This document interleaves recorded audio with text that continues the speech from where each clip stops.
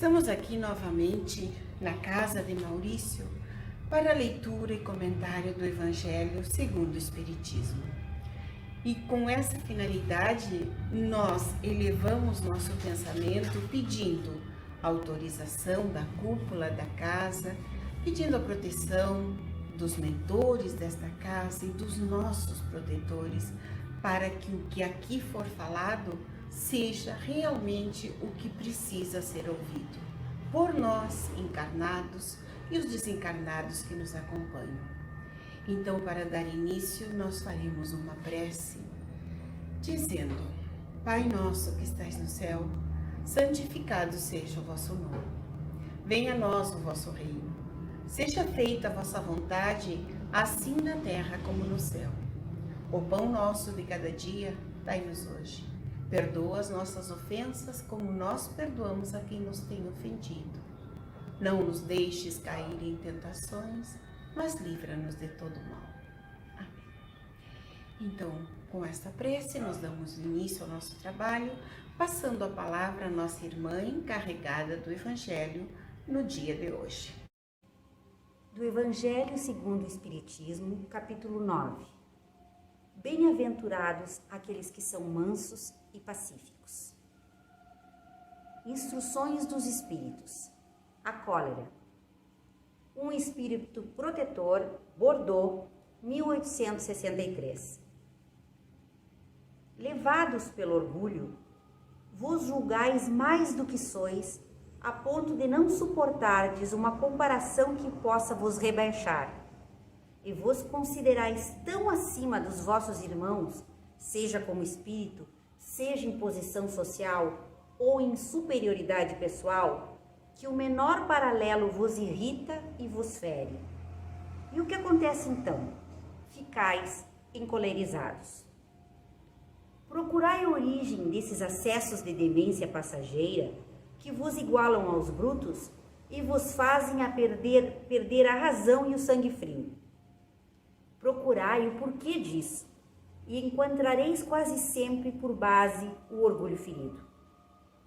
Não é o orgulho ferido por uma opinião contrária que vos faz rejeitar as observações justas, que vos faz repelir com cólera os mais sábios conselhos? A própria impaciência, decorrente das contrariedades frequentemente fúteis, prende-se à importância que cada um atribui à sua própria personalidade, diante da qual acreditais que tudo deve se curvar. Na sua impaciência, o homem colérico se volta contra tudo, desde a natureza bruta até os objetos, que acaba por destruir por não lhe obedecerem.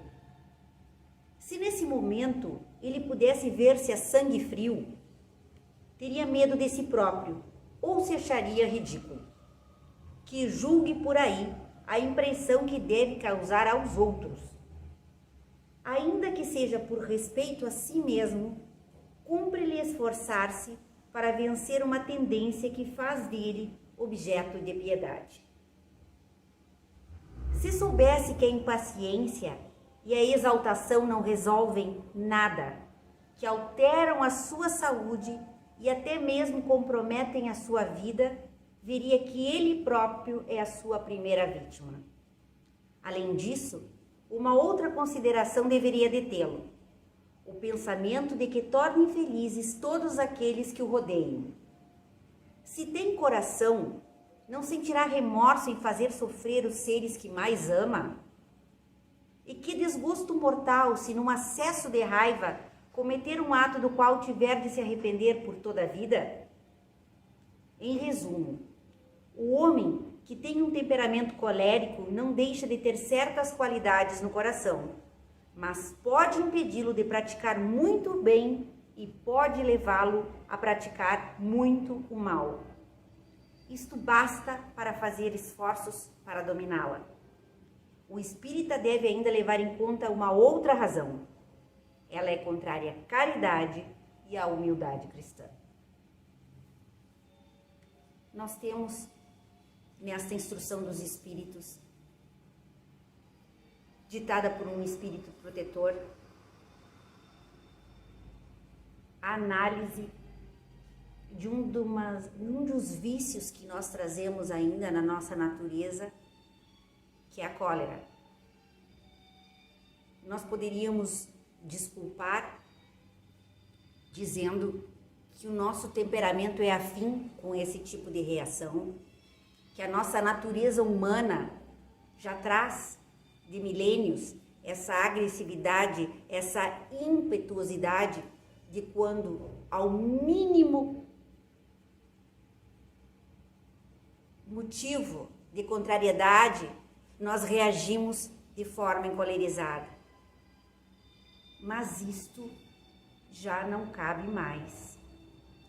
Nós sabemos que nos primórdios da humanidade a agressividade nos servia como forma de proteção, para que diante de um estímulo ou de uma situação que pudesse nos provocar algum perigo, nós reagíssemos.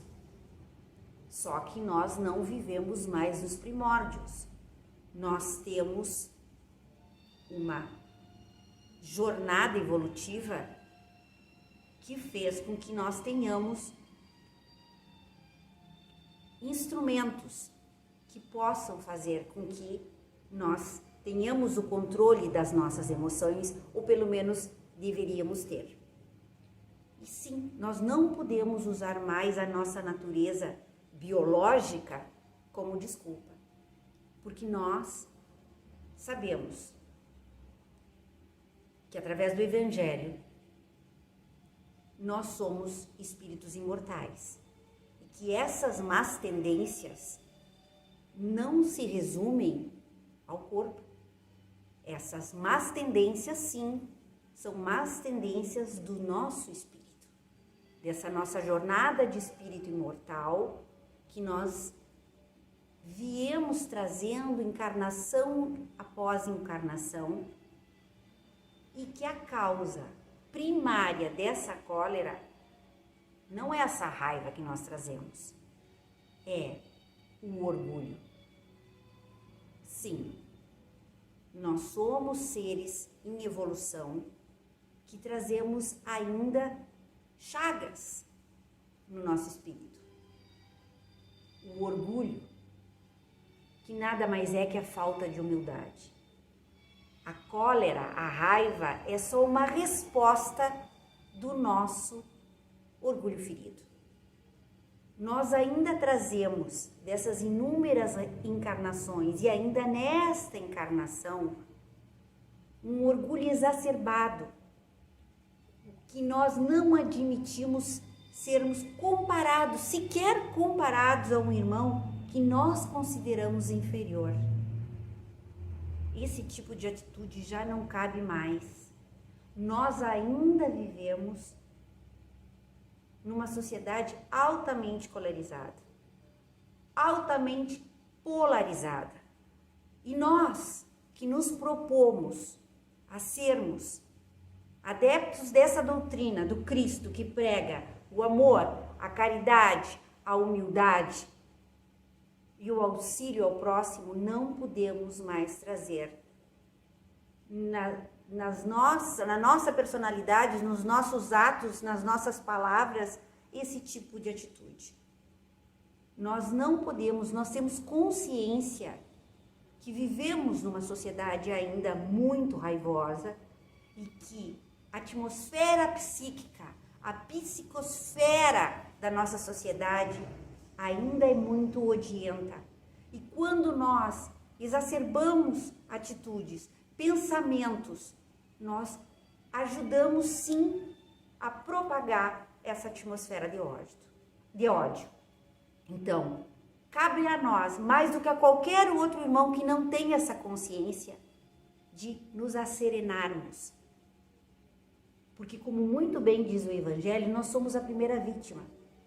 Organicamente, quando nós temos esses momentos de cólera, nós disparamos hormônios no nosso organismo, hormônios de estresse, por exemplo, que só nos prejudicam.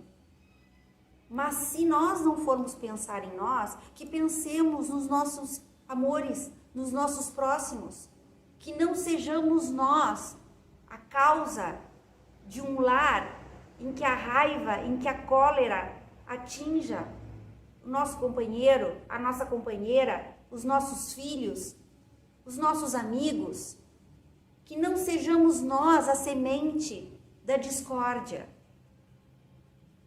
e que sejamos nós, através de todo o conhecimento que nós temos do Evangelho, a fazermos essa reforma íntima em nós, agora, já. Tenhamos essa habilidade, essa capacidade de, através da autoanálise, de pararmos, de refletirmos, de não negarmos essa agressividade, não, mas que saibamos sublimá-la através da compaixão, através da paciência, através da humildade, que nós saibamos admitir as nossas falhas para que possamos mudá-la, que ouçamos os nossos irmãos que reconhecem outras falhas em nós e que podem, com o intuito de nos auxiliar, nos informarmos e que nós estejamos abertos e novamente humildes em aceitá-los, e a partir desta autoanálise, desta autorreflexão, começarmos essa transformação, essa reforma íntima, em que os nossos atos, os nossos pensamentos e a nossa fala não contenham mais cólera, contenham amor, contenham compaixão, contenham piedade, contenham humildade. Só assim nós poderemos exercitar o Evangelho, tirar ou pelo menos atenuar essa raiva das nossas atitudes, melhorando o nosso entorno, melhorando o padrão vibratório da nossa casa, melhorando a nosso padrão vibratório interno, porque a primeira casa somos nós. Reconhece-se o verdadeiro espírita pelo esforço em dominar as suas más tendências. E a cólera, o orgulho e a raiva são, se não as principais, mas grandes chagas, grandes vícios que nós ainda carregamos. E nesse momento que vivemos, um momento de transição, esse tipo de má tendência já não nos pertence, não pode fazer parte mais do nosso comportamento. Então, que nós sejamos honestos conosco mesmos, de admitirmos as nossas más tendências, de reconhecermos o nosso orgulho, a nossa soberba, e que a partir disso a gente consiga serenar, se acalmar e trazendo a humildade, a compaixão que vai levar à transformação do nosso temperamento, do nosso comportamento e, consequentemente, de um lar mais pacificado, de uma casa mais feliz, de uma sociedade em paz. Porque é isso que o nosso mundo está precisando. O mundo precisa de paz. Que assim seja. Agradecemos então a nossa irmã que fez a leitura, o comentário, pedindo que essa explicação chegue a todos, encarnados e desencarnados. E neste momento em que estamos encerrando o trabalho, pedimos por nós e por todos aqueles que nos acompanham, pelos irmãos que estão sofrendo, pelos irmãos que estão privados da liberdade, seja essa liberdade física ou espiritual, mas que todos possam receber a palavra, o consolo, a luz e possam sair desta situação melhor do que quando nela ingressaram. Pedimos que Maria, nossa doce mãe, nos envolva com seu manto de luz para que a nossa caminhada seja mais leve, mais clara, mais precisa. Ave Maria, cheia de graça, o Senhor é convosco.